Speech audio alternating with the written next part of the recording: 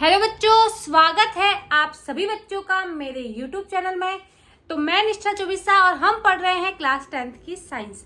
तो चैप्टर है आपका मेटल एंड नॉन मेटल। तो आज हम 45 मिनट में इस पूरे चैप्टर का रिवीजन करेंगे, वन शॉट रिवीजन करेंगे। आई होप आपको ये पसंद आएगा। तो बिना किसी देरी के स्टार्ट करते हैं। तो भाई हम बात कर रहे हैं धातु एवं अधातु। ठीक है, चलिए तो स्टार्ट करते हैं, है ना। तो भाई धातु क्या होते हैं, धातु कैसे पहचानते हैं धातुओं। तो भाई कोई भी धातु हो चाहे अधातु, हम दो गुणों की बात करते हैं। एक बात करते हैं हम भौतिक गुणों की और दूसरी हम बात करते हैं रासायनिक गुणों की। तो भौतिक गुण का मतलब जो बाहर से हमें दिखते हैं, है ना। रासायनिक गुण का मतलब जो अंदर के होते हैं, जो रासायनिक अभिक्रिया के दौरान हमें पता चलते हैं। तो भौतिक गुणों की बात करें तो धातु वे पदार्थ हैं, है ना। धातु वे हैं या धातु वे तत्व हैं जिनमें कुछ गुण होते हैं। कौन कौन से गुण होते हैं? तो धातु में तन्यता का गुण होता है। त से तन्यता, त से तार, खींचकर तार बना सकते हैं। धातुओं में आघात वर्धनीयता का गुण होता है, पीट कर चौड़ा कर सकते हैं। धातुओं में ध्वनिक का गुण होता है, धातु बजाने पर बजते हैं। ये धातुओं के मेन भौतिक गुण है। उसके अलावा क्या गुण है? धातुओं में चालकता का गुण होता है, धातु अपने अंदर से विद्युत का चालन होने देते हैं। धातुओं में धनायन बनाने का गुण होता है, धनायन बनाना या इलेक्ट्रॉन के त्याग करने का गुण होता है। तो भाई धातुओं में चमक होती है ना, जैसे सोना चांदी ये सब चमकते हैं। तो ये सारे गुण आपके धातुओं में होते हैं। कौन कौन से? आघात वर्धनीयता का, तन्यता का, ध्वनिक का, चालकता का, धनायन बनाने का, चमक का, ये सब गुण होते हैं। और ये सारे गुण आपके अधातु में नहीं होते हैं। अभी हम बात करेंगे, है ना। चलिए, सिमिलरली अधातु में तन्यता का गुण नहीं होता है। अधातु के तार नहीं बना सकते आप। अब कभी आपने सुना है सल्फर के तार है? नहीं सुना होगा।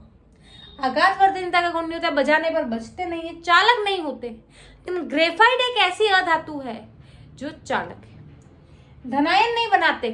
अधातु जो है, अधातु जो है वो इलेक्ट्रॉन ग्रहण करते हैं और इलेक्ट्रॉन ग्रहण करके ऋणायन बनाते हैं। कौन? तो अधातु। ठीक है, अधातु में चमक नहीं होती है, लेकिन आयोडीन एक ऐसी अधातु है जो अधातु होते हुए भी चमकीली है। यहाँ पे आपको मेन पॉइंट जो ध्यान रखना है वो ये ध्यान रखना है ना। ग्रेफाइट अधातु है फिर भी चालक है। सिमिलरली आपकी आयोडीन अधातु है फिर भी चालक है, सॉरी चालक नहीं है, चमकदार है। ठीक है, आपका जो पारा है वो ऐसी धातु है जो क्या है, द्रव अवस्था में पाई जाती है। जनरली आपकी धातुएं ठोस अवस्था में पाई जाती है, लेकिन पारा एक ऐसी धातु है जो द्रव अवस्था में पाई जाती है। सिमिलरली गैलियम और सीजियम, गैलियम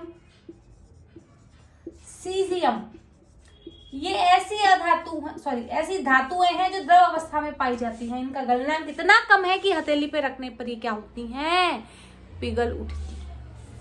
ठीक है, चलिए। सिमिलरली आपने कहा कि धातुएं चालक होती हैं, है ना।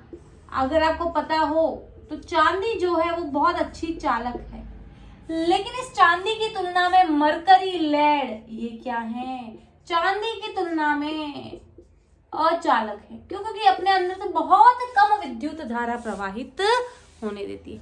ये तो हो गई धातु और अधातु की भौतिक प्रवृत्ति। जल्दी से इसका स्क्रीनशॉट लो, फिर आगे की बात करते हैं।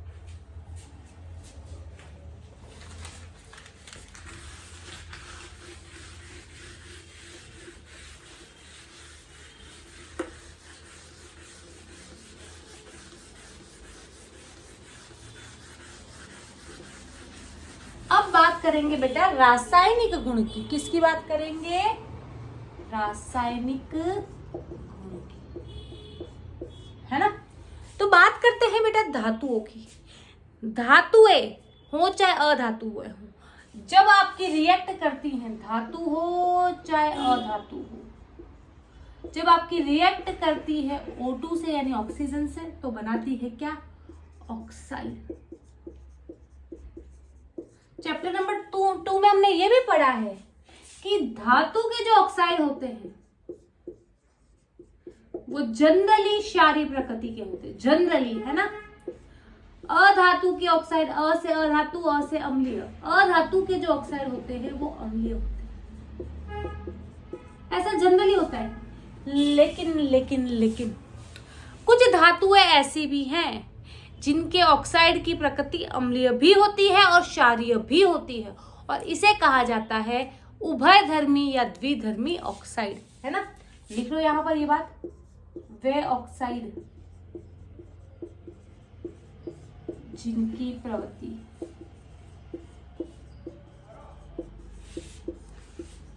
अम्लीय एवं क्षारीय दोनों होती है, क्या कहलाते हैं बेटा? उभयधर्मी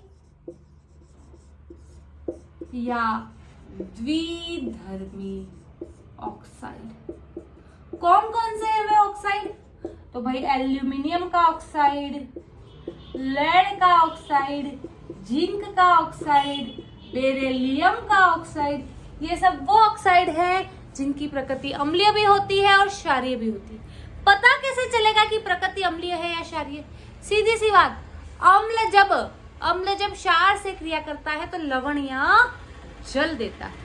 जब इन ऑक्साइड की रिएक्शन अम्ल से करवाते हैं तभी लवण जल देते हैं। अब अम्ल के साथ रिएक्ट करवाने पे लवण और जल दे रहे, इसका मतलब इनकी प्रकृति क्या हुई? क्षारीय हुई। जब इनकी अभिक्रियाएं क्षार से करवाते हैं तब भी ये लवण और जल देते हैं। क्या देते हैं? लवण और जल देते हैं। तो इनकी प्रकृति क्या हुई? अम्लीय हुई। तो अम्लीय और क्षारीय दोनों प्रकृति ये दर्शाते हैं। कौन? धातु के ऑक्साइड, एल्यूमिनियम धातु है, लेड धातु है, जिंक धातु है, बेरिलियम धातु है, ये सारे धातु के ऑक्साइड जो प्रवृत्ति रखते हैं अम्लीय और क्षारीय दोनों की, कहलाते हैं उभयधर्मी या द्विधर्मी ऑक्साइड। आई होप क्लियर है। जल्दी से स्क्रीनशॉट लो, फिर आगे की बात करते हैं।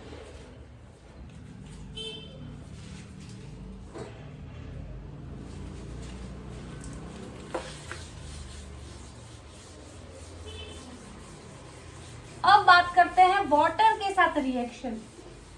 किसके साथ भाई? वाटर के साथ रिएक्शन, जल के साथ अभिक्रिया, है ना। धातु की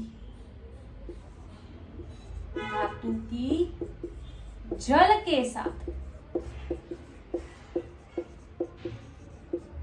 ठीक है।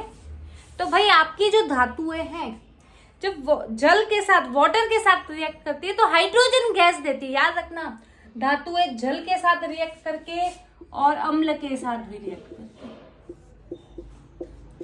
धातुएं आपकी पानी के साथ रिएक्ट करे तो भी, अम्ल के साथ रिएक्ट करे तो भी देती क्या है? हाइड्रोजन गैस, ठीक है।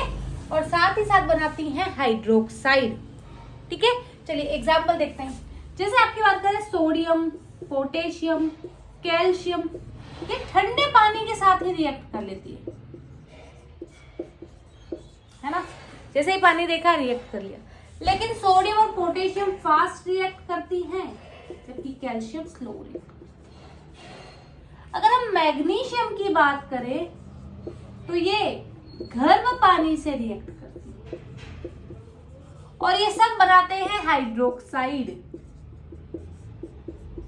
जैसे एक रिएक्शन में लिखूंगी, है ना। सोडियम ने रिएक्ट की वाटर से, तो सोडियम का हाइड्रोक्साइड बना और हाइड्रोजन गैस निकली। तो सोडियम, पोटेशियम, कैल्शियम, मैग्नीशियम, ये सब धातुएं जब वाटर से रिएक्ट करती है हाइड्रोजन गैस निकला और क्या बना? हाइड्रोक्साइड।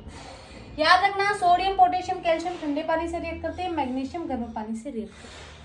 अब अगर हम कैल्शियम और मैग्नीशियम की बात करें तो जब ये रिएक्ट करते हैं तो इस रिएक्शन में जो बनी हाइड्रोजन गैस है वो कैल्शियम हो तो कैल्शियम और मैग्नीशियम हो तो मैग्नीशियम इसकी सतह पर चिपक जाती। जैसे मान लो मैंने कैल्शियम की रिएक्शन करवाई वाटर, बैलेंस बेटा मैं नहीं कर रही हूँ, आप खुद कर लेना, ठीक है। तो कैल्शियम का हाइड्रोक्साइड बना और हाइड्रोजन गैस, ठीक है। तो भाई इस प्रोसेस में जो हाइड्रोजन गैस निकल रही है ना, ये हाइड्रोजन गैस कैल्शियम की सतह पर चिपक जाती है और इसीलिए कैल्शियम पानी में तैरने लग जाता है। क्या करता है? कैल्शियम पानी में तैरने लग जाता है। सिमिलरली मैग्नीशियम के साथ भी ऐसा है। यहाँ अगर हम देखें इस हाइड्रोजन के साथ साथ बहुत ज्यादा ऊष्मा भी निकल रही है। अभी एनर्जी इतनी ज्यादा हाई है, ये ऊष्मा इतनी ज्यादा है, इस प्रोसेस में बनी जो ये हाइड्रोजन गैस है ना, इस हाइड्रोजन गैस को जला देता है और आग पकड़ लेता है। और इसीलिए आपने सुना होगा कि सोडियम को, पोटेशियम को, लिथियम को, इन धातुओं को क्या करते हैं हम? केरोसिन में छुपा के रखते हैं ताकि इतना रिएक्ट ना करे। अब बात करते हैं किसकी? एल्यूमिनियम की, आयरन की, जिंक की। ये जो धातुएं हैं वो गर्म जल से या ठंडे जल से रिएक्ट नहीं करती, ये रिएक्ट करती हैं भाप से, स्टीम से। पानी चाहे ठंडा हो, चाहे पानी गर्म हो, चाहे पानी भाप अवस्था में हो, पानी का सूत्र H2 है। लेकिन यहाँ इंपॉर्टेंट बात क्या है? ये हाइड्रोजन गैस तो बनाती हैं, ये हाइड्रोजन गैस तो बनाती है बेटा, ठीक है। इंपॉर्टेंट बात है कि ऑक्साइड बनाती है। जैसे Al2O3 बनेगा, Fe2O3 बनेगा या Fe3O4 बनेगा, ZNO बनेगा, ये ऑक्साइड बनाती हैं, हाइड्रोक्साइड नहीं बनाती। अगली बात, कुछ धातुएं ऐसी भी हैं जो ठंडा पानी हो, गर्म पानी हो, स्टीम हो, उनको रिएक्ट करना ही नहीं है कि भाई हमें रिएक्शन नहीं करना, हमें किसी से झगड़ा नहीं करना, जिंदगी में शांति चाहिए। वो कौन सी धातुएं हैं? कॉपर हो गया, सिल्वर हो गया, गोल्ड हो गया। सीधी सी बात समझो, जैसे मेरे गले में गोल्ड का चीज है, ठीक है, मैं रोज नहाती हूँ, रोज पानी लगता है इसको, ठंडे पानी से भी नहाते हैं, सर्दियों में गर्म पानी से भी नहाते हैं, है ना। क्या होता है? कुछ हो रहा है? नहीं हो रहा है, रिएक्ट नहीं करती। तो भाई कॉपर हो गया, गोल्ड हो गया, सिल्वर हो गया, प्लेटिनम हो गया, ये ऐसी धातुएं हैं जो आपकी गर्म पानी हो, ठंडा पानी हो, भाप हो, इनसे रिएक्ट नहीं करती। क्लियर है? चलिए, यहाँ पे आपका एक क्वेश्चन पुटअप होता है कि गर्म पानी के टैंक बनाने के लिए इस्पात के पाइप का उपयोग ना करके कॉपर के पाइप का उपयोग किया जाता है, ऐसा क्यों? अब इस्पात का मतलब आयरन से बना हुआ, है ना। तो आप सभी को पता है भाई पानी गर्म होगा तो भाप भी बनेगी कहीं ना कहीं, और उस भाप से आयरन रिएक्ट करके आयरन का ऑक्साइड बना लेगा। आपका आयरन खराब हो जाएगा, आपका पाइप खराब हो जाएगा। लेकिन अगर हम कॉपर के पाइप बनाए तो कॉपर तो वाटर से रिएक्ट ही नहीं कर रहा है, चाहे वाटर ठंडा हो, चाहे गर्म हो, चाहे स्टीम के फॉर्म में हो, भाप के फॉर्म में हो, आपका कॉपर तो रिएक्ट कर ही नहीं रहा है। इसीलिए गर्म जल के टैंक बनाने में हम इस्पात के पाइप का उपयोग ना करके कॉपर के पाइप का उपयोग करते हैं। आई होप क्लियर है। जल्दी से स्क्रीनशॉट लो, फिर आगे की बात करते हैं, है ना।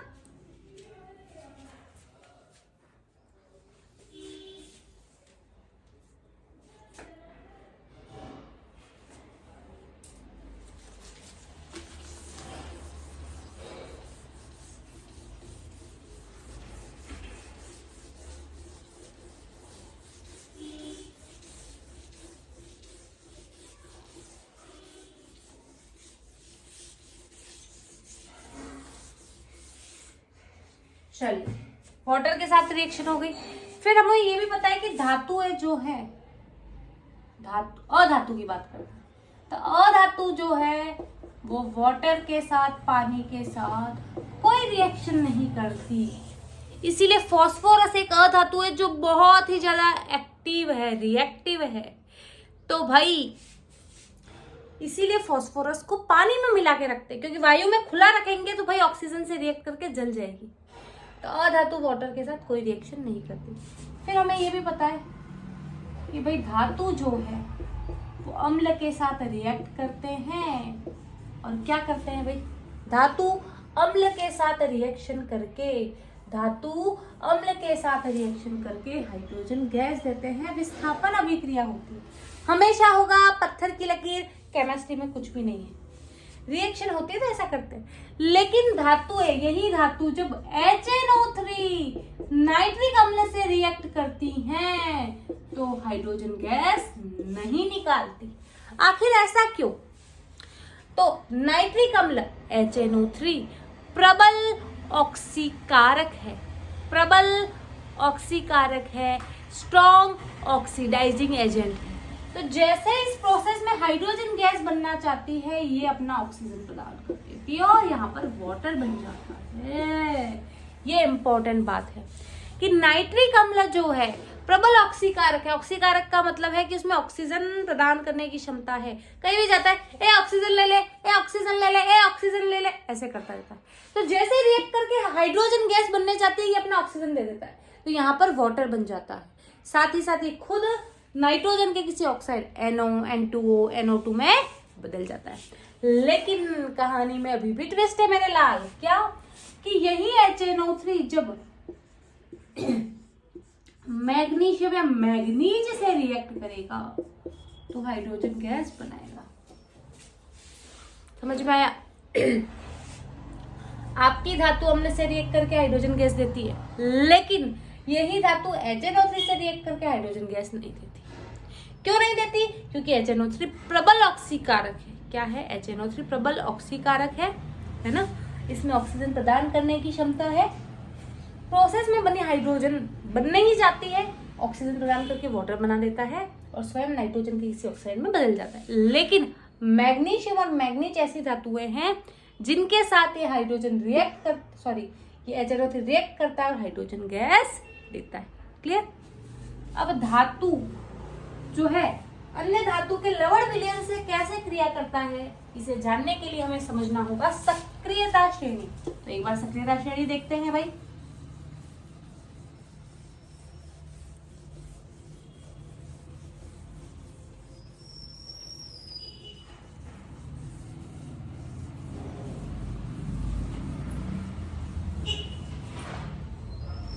चलो अब बात करते हैं सक्रियता श्रेणी, रिएक्टिविटी सीरीज। क्या है ये सक्रियता श्रेणी? तो भाई आपने कहा कि भाई सोडियम जो है, पोटेशियम जो है बहुत ज्यादा रिएक्टिव है, कैल्शियम उसकी तुलना में कम रिएक्टिव है, मैग्नीशियम उसकी तुलना में और कम रिएक्टिव है। पता कैसे चल? इस रिएक्टिविटी सीरीज या सक्रियता श्रेणी से। तो सक्रियता श्रेणी क्या है? तो भाई ये एक ऐसी श्रेणी है जिसमें हमने धातुओं को जमाया है, धातुओं को या तत्वों को बोल लो, ठीक है, तत्वों को उनकी रिएक्टिविटी के अकॉर्डिंग जमाया।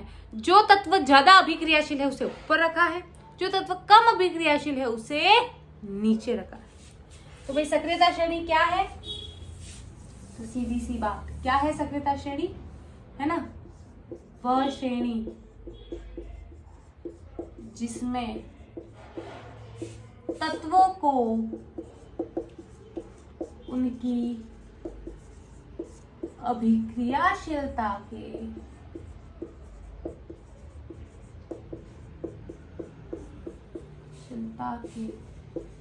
घटते क्रम में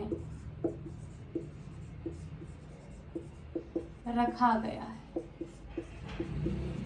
घटते क्रम का क्या मतलब है? ज्यादा से कम। घटते क्रम का क्या मतलब है बेटा? ज्यादा से कम। सक्रियता श्रेणी याद करने की एक ट्रिक है। वो क्या ट्रिक है? ली के बाबूजी ने, भाई ली और काजू एक दूसरे से प्रेम करते थे, तो ली के बाबूजी ने काजू से मांगा। क्या मांगा भाई ली के बाबूजी ने काजू से? तो भाई मांगा अलमारी, जमीन, कार, फ्रिज, नी तो शादी, पोस्टपोन है। देखते हैं कौन सी कहाँ क्या धातु है। ली मतलब लिथियम, के मतलब पोटेशियम, ने मतलब सोडियम, काजू मतलब कैल्शियम, मांगा मतलब मैग्नीशियम, अलमारी मतलब एल्यूमिनियम, जमीन यानी जिंक, कार यानी क्रोमियम, फ्रिज यानी आयरन, नी तो है ना शादी एसिड, फॉस्फोन Pb है हाइड्रोजन कॉपर सिल्वर। ये सक्रियता श्रेणी की ट्रिक है, एग्जाम में बार बार पूछी जाती है, 2 मार्क्स में क्वेश्चन आता है, इसको ध्यान रखना। अब धातु अगर अन्य धातु के लवण विलयन से क्रिया करता है तो क्या होता है, सीधी सी बात है। देखो जैसे मान लो ये धातु CuSO4 है ना, नीले रंग का विलयन होता है, ये क्या है धातु, तो ये इस धातु का विलयन है, लवण विलयन है या विलयन, ये क्या है धातु। तो सबको पता है कि अधिक अभिक्रियाशील धातु कम अभिक्रियाशील धातु को उसके यौगिकों में से हटा सकती है, उसी को विस्थापन अभिक्रिया कहते हैं। तो यहाँ क्या हो रहा है कि ये जो जिंक है वो जाके इस कॉपर को विस्थापित कर रहा है, जिंक सल्फेट बन रहा है और कॉपर, यानी एक धातु अन्य धातु के लवण विलयन से जब रिएक्ट करता है तब जनरली आपकी क्या होती है, विस्थापन अभिक्रिया होती है। हमेशा होगी, हम नहीं बोलते धातु कम अभिक्रियाशील होगी तो नहीं। आई होप क्लियर है। जल्दी से स्क्रीनशॉट लो, फिर बढ़ते हैं आगे, है ना।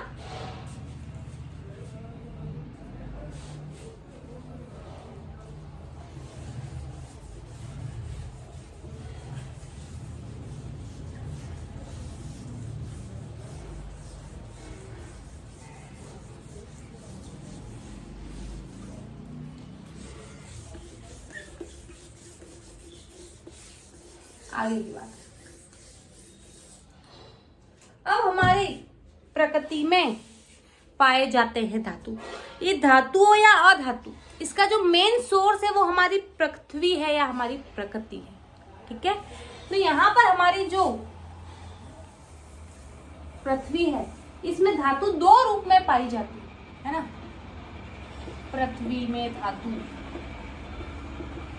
अब हम यहाँ से, ये चैप्टर इंटरेस्टिंग होता है और यहाँ पे हमें भाई अधातुओं को छोड़ के धातुओं को आगे लेके बढ़ना है। अब यहाँ से हम धातुओं की बात करेंगे, अधातुओं की बात नहीं करेंगे। लेकिन इससे पहले हम ऐसा करते हैं, एक चीज और पढ़ लेते हैं। क्या होता है जब धातु और अधातु आपस में अभिक्रिया करते हैं, है ना। धातु और अधातु अगर आपस में रिएक्ट करे तो क्या होगा, तो धातु और अधातु आपस में अभिक्रिया करते हैं तो आयनिक यौगिकों का निर्माण करते हैं। किसका, आयनिक यौगिक, किसका निर्माण करते हैं बेटा, आयनिक यौगिक। अब आप सभी को पता है ध से धातु, ध से धनायन, धातु में धनायन बनाने की प्रकृति है, धातु में इलेक्ट्रॉन त्याग करने की प्रकृति, और धातु में ऋणायन बनाने की प्रकृति है, इलेक्ट्रॉन ग्रहण करने की प्रकृति है ना। तो जब धातु और अधातु को मिलाते हैं तो ये धातु आपका इलेक्ट्रॉन त्याग करता है और उसी इलेक्ट्रॉन को अधातु ग्रहण करता है, और इस प्रकार इलेक्ट्रॉन के आदान प्रदान से आयनिक यौगिकों का निर्माण होता है। तो याद रखना, धातु और अधातु आपस में मिले, आयनिक यौगिक बने, इलेक्ट्रॉन का आदान प्रदान। क्या हुआ बेटा, इलेक्ट्रॉन का आदान प्रदान। अब आपको एग्जाम में जैसे क्वेश्चन पूछा जाता है निम्न में से कौन सा आयनिक यौगिक है और कौन सा आयनिक यौगिक नहीं है, जैसे मैंने कहा MgO, CaO, है ना, MgCl2, NaCl, CCl4, HCl, इनमें से आयनिक यौगिक कौन है और कौन आयनिक यौगिक नहीं है ये पहचान करनी है। मैग्नीशियम धातु, ऑक्सीजन अधातु, धातु अधातु से बिल्कुल आयनिक यौगिक। कैल्शियम धातु, ऑक्सीजन अधातु, धातु अधातु बिल्कुल आयनिक यौगिक। मैग्नीशियम धातु, कैल्शियम अधातु, धातु अधातु है बिल्कुल आयनिक यौगिक। सोडियम धातु, क्लोरीन अधातु, धातु अधातु है बिल्कुल आयनिक यौगिक।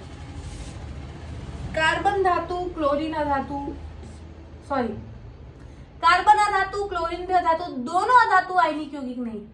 हाइड्रोजन अधातु, क्लोरीन अधातु, दोनों अधातु है, आयनिक यौगिक नहीं है।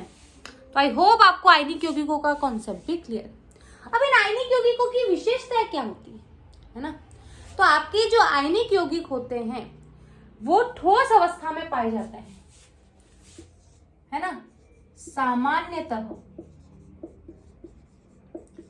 ठोस अवस्था में, लेकिन साथ ही भंगुर भी होते हैं। भंगुर का मतलब तोड़ने पर टूट जाते हैं। भंगुर का क्या मतलब है? तोड़ने पर टूट जाना।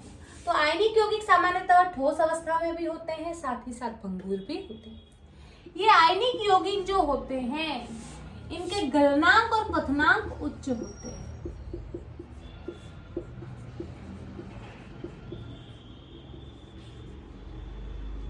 गलनांक और क्वथनांक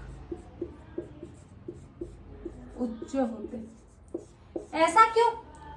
तो भाई गलनांक का मतलब है गलन अंक, वह ताप जिस पर कोई ठोस पिघल रहा है। ठीक है, अब उच्च क्यों है? अब क्या होता है बेटा कि आयनिक यौगिक जो है उसमें यहाँ पे पहले एक गुण ये भी लिख लो कि प्रबल आकर्षण बल होता है।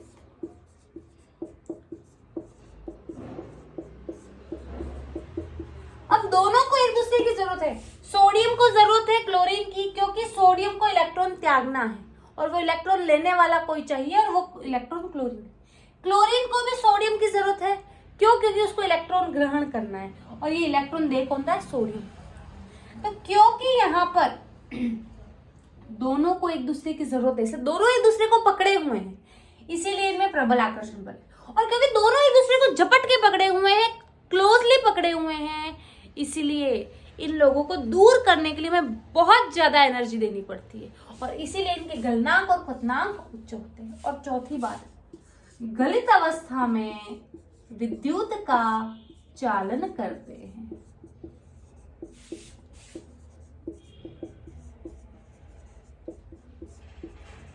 ये आयनिक यौगिकों के गुणधर्म है। जैसे आप सभी को पता है सोडियम क्लोराइड, सीधी सी बात है, नमक के पानी में विद्युत धारा प्रवाहित कराओ, बिल्कुल होगी। तो गलित अवस्था में ये विद्युत का चालन करते हैं। तो ये बात हो गई आयनिक यौगिकों की। जल्दी से इसका स्क्रीनशॉट लो, फिर आयनिक यौगिकों की हम बात करेंगे आगे क्या करना है।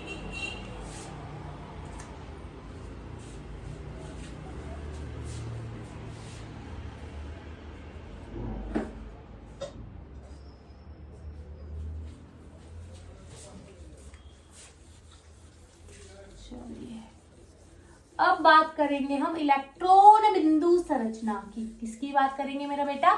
इलेक्ट्रॉन बिंदु संरचना। आयनिक यौगिकों की इलेक्ट्रॉन बिंदु संरचना MgCl2 की एग्जाम में 2 बार पूछी गई है।